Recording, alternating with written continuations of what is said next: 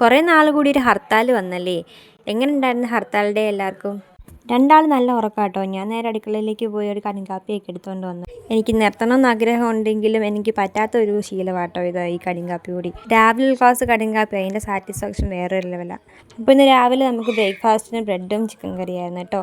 അങ്ങനെ ഇരുന്നപ്പോൾ ഒരാഗ്രഹം, പണ്ട് നമ്മൾ താമസിച്ചിരുന്ന ക്വാർട്ടേഴ്സൊക്കെ ഒന്ന് പോയി കാണാനായിട്ട്. ഒരു 3-4 കൊല്ലമായിട്ടോ ആ വഴിക്കൊക്കെ പോയിട്ട്. നമ്മളിപ്പോൾ താമസിക്കുന്ന വീടിൻ്റെ അവിടെ നിന്ന് കുറച്ച് നടപ്പുണ്ടേ. പോകുന്ന വഴിക്ക് ഇങ്ങനെ കുറച്ച് കാടും കാര്യങ്ങളൊക്കെയാണ്. പക്ഷെ മുൻപത്തേക്കാളൊക്കെ നല്ല തെളിവായിട്ടോ ഇങ്ങോട്ട്. നമ്മൾ നടക്കുന്നതിൻ്റെ തുമ്പിമോളും ഇറങ്ങിയിട്ടുണ്ടായിരുന്നു കൂടെ. ഈ സ്ഥലത്തൂടെയൊക്കെ പോകുമ്പോൾ ഭയങ്കര നൊസ്റ്റു കേട്ടോ. താമസിച്ചുകൊണ്ടിരുന്ന ക്വാർട്ടേഴ്സൊക്കെ ഭയങ്കര ദയനീയ അവസ്ഥയിലായിരുന്നു. നമ്മുടെ തൊട്ടയിലൊക്കത്തൊരു വീടുണ്ടായിരുന്നു കേട്ടോ. അപ്പോൾ അവിടെ പോയി അവരെല്ലാം ജസ്റ്റ് ഒന്ന് കണ്ട് സംസാരിച്ച് കുറച്ച് നേരം ഇരുന്നിട്ട് ഇങ്ങ് പോകുന്നു കേട്ടോ. അവിടുന്ന് കിട്ടിയതാട്ടോ ഈ കപ്പളങ്ങാപ്പഴം. വലിയ പീസായിരുന്നു. നമുക്ക് അതിൻ്റെ ഹാഫ് പോർഷൻ തന്നിട്ടുണ്ടായിരുന്നു. തിരിച്ച് പോരാൻ നേരം സന്ധ്യ ആയിട്ടുണ്ടായിരുന്നു. അപ്പോൾ നമ്മൾ ഓട്ടോ പറഞ്ഞു.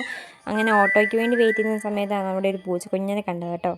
ആദ്യമായിട്ടാണ് ഇത്രയും അടുത്ത് തുമ്പി പൂച്ചക്കുഞ്ഞുങ്ങളെ കാണുന്നത്. ഒരു ഡിസ്റ്റൻസ് ഇട്ടിട്ട് എപ്പോഴും കണ്ടിട്ടുള്ളൂ. അതുകൊണ്ട് തന്നെ ഭയങ്കര ആകാംക്ഷയായിരുന്നു എൻ്റെ വാലിലൊക്കെ പിടിക്കാനായിട്ടും അതിൻ്റെ പുറകെ നടക്കാനൊക്കെ. അങ്ങനെ ഓട്ടോയൊക്കെ വന്നിട്ടുണ്ടായിരുന്നേ. പിന്നെ ഓട്ടോയിലൊക്കെ കയറി ഞങ്ങൾ വീട്ടിൽ തിരിച്ച് വന്നു കേട്ടോ. അപ്പോൾ ഇത്രയേ ഉള്ളൂ ഗൈസ്, ബൈ.